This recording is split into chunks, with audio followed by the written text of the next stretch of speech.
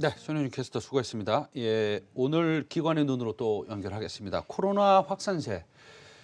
예, 프랑스도 그렇고요, 독일도 그렇고, 미국도 그렇고, 예, 좀 지칩니다. 예, 국내외 금융시장도 불안하고요. 예, 좀 지리한 흐름을 이어가고 있습니다. 오늘도 코스닥이 좀 많이 빠지고 있어서 마음도 좀 불편합니다.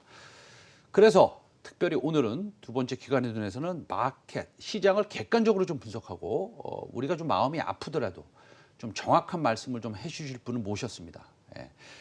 그래서 우리가 시장의 안목을 좀 키우는 것도 필요하니까요. 오늘 최석원 SK증권 리서치 센터장님 모셔가지고 예, 말씀 들어보도록 하겠습니다. 안녕하십니까? 네, 네네. 안녕하십니까. 오늘 현재 시장이 예, 좀 꽤 빠지고 있습니다. 네. 내년에는 유망한 섹터가 어딘지 예, 우리가 좀 생각해보는 시간을 좀 갖고요. 예, 그러나 또 앞으로 다가올 내일도 중요하고 내일 모레도 중요하지 않습니까? 그래서 사실은 우리 센터장님께서 주목해야 될 세 가지 시그널이 있다라고 말씀을 하셔서요. 그 주제로 준비를 해주셨다고 합니다. 그래서 좀 흥미롭게 봐야 될 것 같고요. 우리가 그러면요, 센터장님 주목해야 될 첫 번째 시그널은 어떤 것이 있습니까? 예. 자, 이제 뭐가 요즘 시장을 이렇게 지배하고 있을까 고민을 많이 하는데 역시 첫 번째 현상으로 나타나고 있는 달러화 약세와 원화 강세, 위안화 강세 이런 부분인데 사실 일반적으로 우리가 보면 원화가 강세가 되면 이 외국인들이 좀 우리 주식도 사고 이러면서 시장이 전반적으로 좋아야 되는 거 아니냐. 실제로 또 설사 그렇지 않더라도 우리 원화 강세라는 게 최근 일이 아니라 이미 상당 기간 진행됐잖아요. 그러면서 시장도 올라왔기 때문에 긍정적인 시각을 가져야 되는 거 아니냐 이렇게 생각을 하는데도 불구하고 원화 강세하고 시장이 같이 떨어지는 모습이 나타나니까 불안할 텐데 이게 사실은 다 좀 이렇게 근본적으로 따져보면 미국의 대선 불확실성하고 연결이 돼 있는 것 같아요. 그러니까 결국 바이든 후보가 당선이 될 가능성이 점점 높아지면서 네.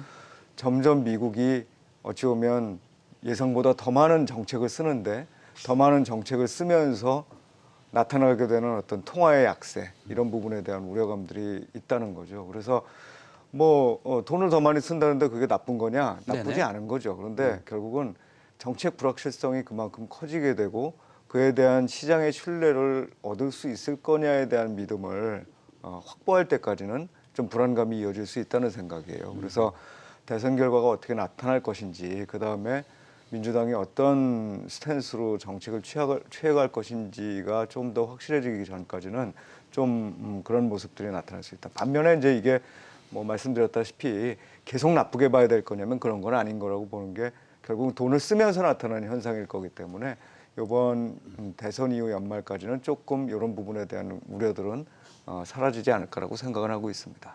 네, 대선이 이제 얼마 안 남았습니다. 그렇죠? 이제 뭐 눈 깜짝할 사이에 다가올 것 같고요. 네. 그런데 요즘에 이제 블루 웨이브에 대한 얘기가 많습니다. 그렇죠? 네네. 뭐 사실은 그 대선뿐만이 아니라 세네트 그러니까 상원 의원까지도 지금 그 사실은 민주당이 압승을 할 수도 있다. 아니 가봐야 되겠지만 그런 얘기가 좀 많이 나오고 있습니다. 그러나 이런 것들이 시장에 지금 불확실성으로 다가오고 있다라는 건데 코스닥이 근데 너무 빠져요. 오늘 보면요. 네, 오늘 네. 하루만 보면. 근데 네. 지금 우리 센터장님이 말씀하셨다시피 제가 한 가지 그거 이제 여쭤보면 제가 이제 느낌적인 느낌으로 이렇게 보면 오늘 환율이 우리나라가 강세입니다. 네. 뭐 조금 강세입니다. 네. 근데 반면에 코스닥은 많이 빠집니다. 그럼 보통 환율이 조금이라도 강세면 그래도 어느 정도 변동성이 줄어야 될 텐데 코스닥이 이렇게 많이 빠지는 것은 사실은 기관의 수급이 굉장히 안 좋은 것 같더라고요. 예, 예. 이게 무슨 기관들이 무슨 일이 있는 겁니까? 사실 무슨 일이 있다 이거는 네. 개별 기관들을 다 물어보러 그렇죠. 다니지 않았기 때문에 그런데 네. 요 며칠 전에 조금 안정되는 듯하다가 다시 기관들 매물이 나오고 네. 있는데 특히 연기금 쪽에서의 매물이 나오고 있는 것 같아요. 그게 우리가 바라보기에 따라서는 여러 가지 그 해석을 할 수 있겠습니다만 네. 제가 보기엔 연말을 앞두고 포트폴리오 조정에 좀 나서고 있는 거 아니냐. 근데 그 부분도 너무 우리가 나쁘게만 볼 건 아닌 게 사실은 그동안에 굉장히 이 성장주나 기술주를 중심으로 해서 어찌 보면 또 한편으로는 정부가 주도하고 있는 이 한국판 뉴딜과 관련돼서 이런 부분들이 열심히 이 주가를 끌어올렸다면 사실상 가격 부담이 어느 정도 생긴 상태에서 포트폴리오 조정을 위한 어떤 그 흐름이 아닐까 생각을 해서 연말을 앞두고 뭐 일정 부분 이런 조정이 나타난 이후에는 다시 매수에 나서지 않을까라는 기대는 갖고 있습니다. 단지 그게 지금 좀 말씀드렸던 그 시장의 불확실성 요인들과 더해서 또 이제 두 가지 얘기를 더 드릴 텐데 그런 것과 더해서 기관들한테 좀 급하게 그거를 정리하는 이런 모습으로 이어지는 게 아닌가 생각을 하고 있습니다. 항상 그 수급적인 요인이 발생을 하면 항상 그 반대급부가 일어난다는 점 우리는 한번 유심히 생각을 해봐야 될 때인 것 같습니다. 그러면요, 아까 이제 세 가지 준비하셨다고 그랬는데 네, 하나는 네. 환율 말씀하셨고 네. 두 번째 시그널은 어떤 것이 있나요? 두 번째는 뭐 계속 시장에서도 주시하고 있지만 유럽 쪽에 코로나가 얼마나 빠르게 확산되느냐의 문제예요. 그래서 사실상 최근에 이렇게 데이터를 매일 아침마다 제가 확인을 하는데 네. 이건 뭐 이 지난번 우리 네. 첫 번째 웨이브에 비해서 훨씬 더 이 강하죠. 파도 크기가 더 크죠. 커졌습니다. 예. 커지고 프랑스는 지금 있습니다. 난리가 났습니다. 예, 그래서 결국은 이런 부분들이 아마 경제를 일정 부분 다시 봉쇄 조치를 취한다든가 네. 또는 아주 전면적 봉쇄는 아니더라도 제한 조치들을 이제 취해 나가는 과정들이 있을 거라고 보여집니다. 당연히 첫 번째만큼은 아니죠. 첫 번째만큼 시장 영향을 주지는 않을 거라고 보는 게 정부가 알고 있기 때문에 금융 시스템을 불안하게 만들지는 않을 거예요. 그런데 네네. 경제적 충격은 불가피합니다. 이 경제적 충격에 대한 시장의 심리가 한번 반영이 돼야 된다는 생각은 들고요. 생각보다 좀 더 크게 나타나고 있다는 것 때문에 저도 좀 놀라고 있는 상황인데 네네. 반면에 이제 이것도 한편으로는 어떻게 생각해야 되냐면 우리가 모이면 확산이 늘어나고 통제가 되면 다시 이제 줄어들기 시작한다는 거예요. 네, 그래서 좀 단순하죠. 어떻게 보면. 예, 그래서 네. 결국은 이제 올 연말 정도쯤이 되면 아마 이제 계절적인 문제가 있긴 하더라도 네. 12월이 지나가면서는 조금 이렇게 안정되는 모습. 그다음에 이것 때문에 받는 경제적 충격에 대해서는 뭔가 정책적인 대책들. 어찌 보면은 뭐 봉쇄 조치는 아니더라도 봉쇄 조치를 포함해서겠죠. 포함해서 이 지지부진한 어떤 유럽 쪽에 있어서의 경기 부양 정책 이런 것들의 시발점이 될 수도 있다는 점에서 너무 계속 이걸 나쁘게만 볼 이유는 없을 것 같다. 다만 단기적으로 이거를 좀 우리가 소화하고 가야 될 필요는 분명히 있어 보인다 이렇게 보입니다. 알겠습니다. 백신도 뭐 언젠간 나오겠죠. 그렇죠. 이제 백신이 사실 최근에 뭐 계속 임상이 늦어지는 건데 네. 뭐 제가 백신 전문가가 아니라 나올 거다 이렇게 볼 수는 네. 없지만 지금 거의 진행이 돼가고 있는 네. 상태고 단지 이전에 이제 각 제약사들이 이미 얘기를 했었어요. 확실한 어떤 그 안전성이 확보될 때까지는 자기네들이 내놓지 않겠다라고 했는데 네. 그러면서 나타나는 어떤 시간적인 어떤 지연이라고 봐야 되지 네네. 전혀 이거는 뭐 나오지 않고 이제 앞으로 우리는 뭐 내년 후년까지도 계속 이러고 살아야 된다라는 그런 관점으로 접근하는 거는 오히려 좀 더 과하다라고 생각할 수 있겠습니다. 그렇습니다. 예, 우리가 이제 뉴스도 매일 보고 있고요.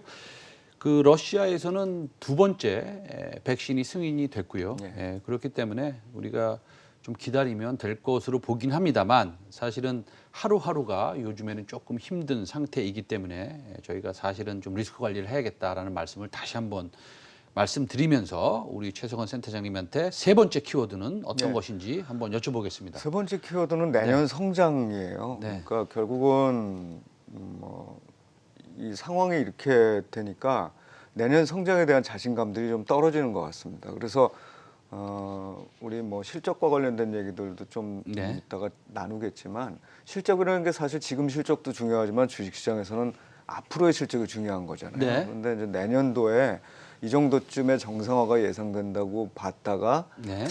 이게 혹시나 이 미국의 대선 결과 그다음에 뭐 또 이 코로나 사태 이런 것들이 겹쳐지면서 내년 실적이 시장의 예상보다는 상당히 좀 나쁠 수 있지 않을까라는 데 대한 어떤 우려감들이 나타나는 거죠. 그런데 뭐 이 역시 뭐 계속 제가 반복적으로 말씀드리지만 이게 다 작용 반작용의 관점에서 봐야 되거든요.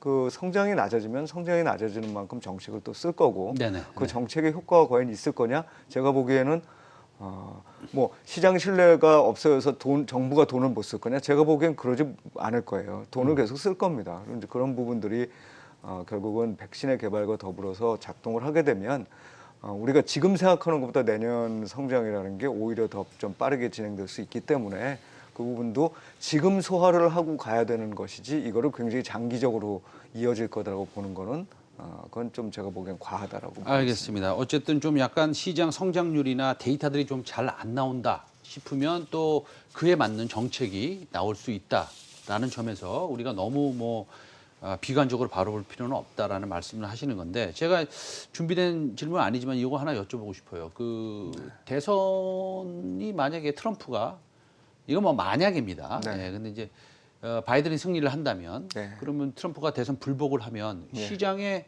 엄청난 단기적인 부정적인 영향이 있을 것 같지 않습니까? 그렇죠. 일단 불확실성이 아주 극대화되는 네. 거겠죠. 네. 이것도 뭐 사실 길게 놓고 보면 네. 뭐 당연히 그렇다고 그냥 그 상태로 갈 수는 없지 네, 않겠습니까? 네. 그렇죠. 해결이 돼야 되죠. 그렇죠. 결과적으로는 그 대법원이 판단을 내릴 때까지 그런 네. 불확실성의 기간이 지나가야 된다는 건데 네. 아마 미국이라는 이런 정치 시스템에서 사실은 시대 정신이 지금 바뀐다는 게 대선의 결과인데 네, 네. 그거를 불복하고 계속해서 간다거나 네. 또는 대법원이 그런 어떤 것들을 읽지 못해서 뭐 누가 되든지 간에 굉장한 소요 사태가 발생한다든가 네. 이런 식의 어떤 정치적인 혼란이 네. 미국 내에서 나타날 거라고 보이지는 않습니다. 네. 그건 우리가 미국의 이 정치 시스템을 너무 좀 그 폄하해서 보는 것이고요. 네. 그래서 그 기간 그게 이제 뭐 대략 한 달 이내에는 마무리될 거라고 저는 보는데 그 기간 동안에는 좀 불확실성이 있을 것이나 그 이후에는 다시 안정된다는 관점에서 봐야 되겠죠. 뭐 제가 그런 말씀을 여쭤본 이유는 이제 그 트럼프 대통령의 과거에 여러 가지 발언들이 네. 변동성을 많이 불어일으켜 왔기 때문에 제가 여쭤봤습니다. 최근에 발표된 3분기 실적들이 좋은 회사들이 꽤 있습니다. 예. 생각보다 잘 나왔습니다. 네. 예, 그래서 일각에서는 이제 턴어라운드가 시작했다. 뭐 이렇게 생각하는 이들도 있습니다. 그런 분석에 대해서는 동의하십니까? 예, 뭐 맞습니다. 네. 그 사실 저도 생각하지 못했던 부분들이 나타나고 있는데 좀 이따가 소비와 관련된 패턴의 변화에 대한 얘기를 조금 더 드릴 수 있겠지만 기본적으로는 우리가 생각했던 것보다는 괜찮았어요. 그리고 그 괜찮았던 기본적인 이유들이 충분히 그럴 법했던 게 우리가 사실 방역에 성공적인 국가입니다. 그렇죠. 그러다 보니까 그냥 우리 내부적으로 심리가 많이 덜 위축됐다라는 부분도 있지만 다른 나라들이 제대로 생산을 못하고 뭐 특히 제조업 쪽이 문제가 있을 때 우리나라가 슬금슬금 이 전체적인 MS를 높여가는 이런 현상들도 분명히 나타났었어요. 그래서 좋았습니다. 이제 분명히 그건 맞는데 이제 문제는 아까도 제가 말씀드렸다시피 시장이 보는 거는 지금 현재 실적도 보지만 사실상 이렇게 불확실성이 높아진 시기에는 이제 점점 미래가 과연 어떻게 될 것인지에 대한 부분을 반영하기 시작하는 그렇죠. 거예요. 그래서 이 생각보다 이 괜찮았던 3분기 실적이 그렇게 썩 시장에는 좋은 뉴스로 이렇게 이 작용하지 못하고 있는 거 아닌가. 그래서 다소 이제 매크로 지표들이 이거 개별 실적들을 이거 먹는다고 얘기를 할 수 있는데 그런 상황들이 좀 이어지는 게 아닌가 생각하고 있습니다. 일단은 코로나 때문에 소비 패턴이 좀 변화했잖아요. 네. 우리가 코로나를 뭐 한 5년, 10년 끼고 살아야 된다 뭐 이런 얘기도 있겠지만 그다음에 뭐 백신이 나와서 뭐 좀 가정이지만 전 세계 인구가 백신을 맞으면 또 우리가 뭐 이마트 가서 살 수도 있는 것이고요. 그럼요. 쿠팡에서 사는 것보다. 그러면 이 소비 패턴의 변화로 인해서 어쨌든 그쪽이 조금 코로나 수혜주들이 실적이 좋게 나왔는데 그럼 앞으로도 계속 그럴 것이다라고 가정을 하기에는 좀 어려운 거 아닌가요? 예, 물론 그렇긴 합니다. 네. 이제 내년에 그럼 과연 우리가 어떤 쪽에 좀 초점을 맞춰서 봐야 되느냐하고 이게 연결이 되는 얘기일 텐데 이제 그럼에도 불구하고 사실 2021년까지는 제가 보기에는 몇 가지 현상들은 계속 유지가 될 것 같아요. 일단 언택이라는 거는 뭐 이 한편으로는 만나기 그러니까 위험하기 때문에 안 만나는 것도 있지만 사실상 또 한편으로는 생산성과 불편함을 감소시키는 거죠.